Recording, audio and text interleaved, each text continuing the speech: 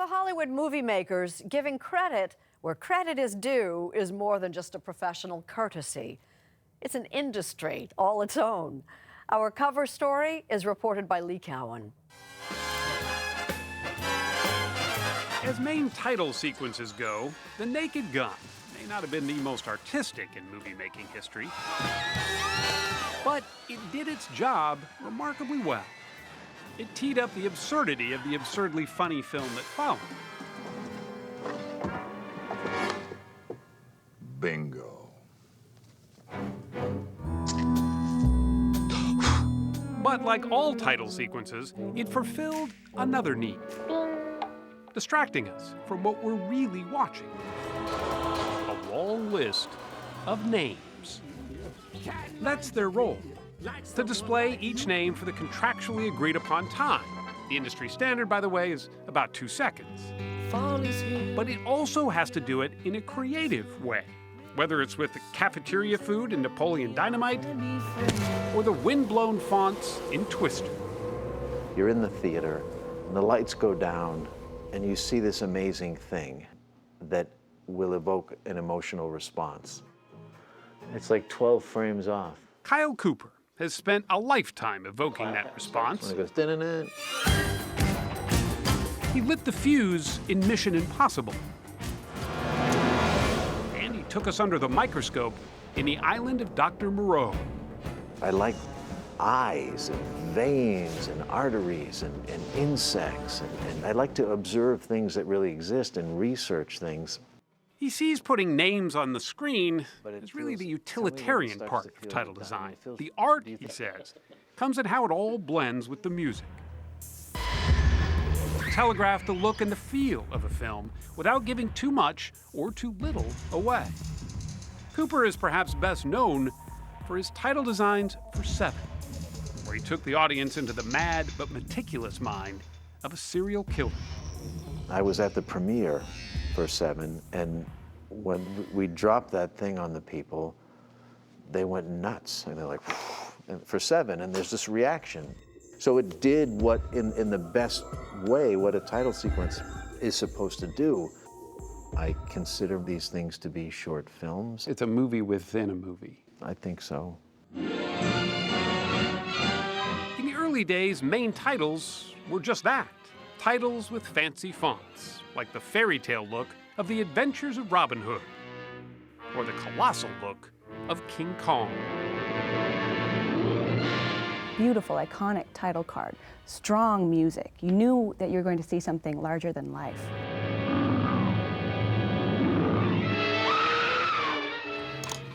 Lola Lendikich is managing editor of a website called Art of the Title, an exhaustive resource for anyone wanting to take a deep title sequence dive. Oh yeah, it's a rabbit hole. Is it? Yeah, you can spend your life studying this. A good title sequence, she says, is all about mood. Star Wars gave us that once upon a time feel, while Bond was pure intrigue. That iconic gun barrel was a design of Maurice Binder back in 1962, and it has stood the test of time. Goldfinger. Designer Robert Brownjohn took to projecting titles onto models, and that too stuck. You have the gadgets, the guns, and the girls. That's the trifecta. But if there's a patron saint of title design, most agree it would be Saul Bass. If you're a fan of Otto Preminger or Alfred Hitchcock, you know his work. They were a little more abstract? They were very abstract, but it depends on how you're looking at it. I would look at something like Psycho, and you could argue that it's abstract, or you can argue that it's literal, because Psycho is sliced up. What about Vertigo? From the first few seconds of the film, you feel dizzy, and you don't know what's happening. Which, of course, was precisely the point. These things are working on you in this way that is totally subconscious. Good ones work and you don't even know they work. Exactly. It's not just theatrical releases. The Sopranos started an arms race in TV main title design. gone are the meet the cast days of the Brady Bunch.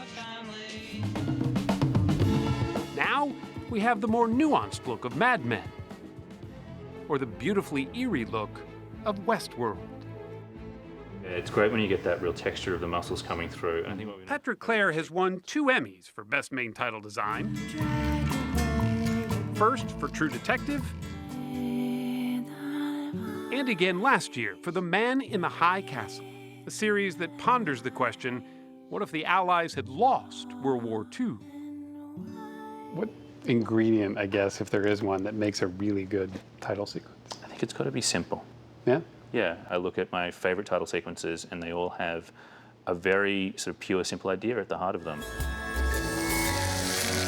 Whether it's the brutality of cooking breakfast in a show like Dexter, a dead body being prepared for burial in 6 Feet Under. You take these simple acts and you turn them into something that really speaks to the journey of the characters. But it's cool because the production design is going to change over time. Finding that simplicity, however, can be a superhuman challenge, especially in the sometimes complex universe of superheroes. And this is my favorite part. Blam, right in your face. That's great. Aaron Sorofsky has designed title sequences for 4 Marvel films, including Captain America: The Winter Soldier, There's a lot going on there, even. and the beautifully intricate Doctor Strange. But in both these cases, her designs came at the end of the film, not at the beginning. The movie doesn't end on the final frame. It ends really after the director's kind of finished having his way with you, so to speak. So it's like the sorbet at the end of the meal. Can't skip the sorbet. Titles like these at the end of the film may have the toughest job of all, keeping you in your seat. What do you want them to take away from your title sequence? Well, I want them to wait till the very end of the scroll and look for her name. As an added incentive to stick around, Marvel has taken a page from Ferris Bueller's Day Off. You're still here? At the end of those credits, we got this. It's over. Well, if you stick around long enough through the end of Marvel's Deadpool, You're still here. you'll get a great spoof. It's over. It's over. Go home. Go home.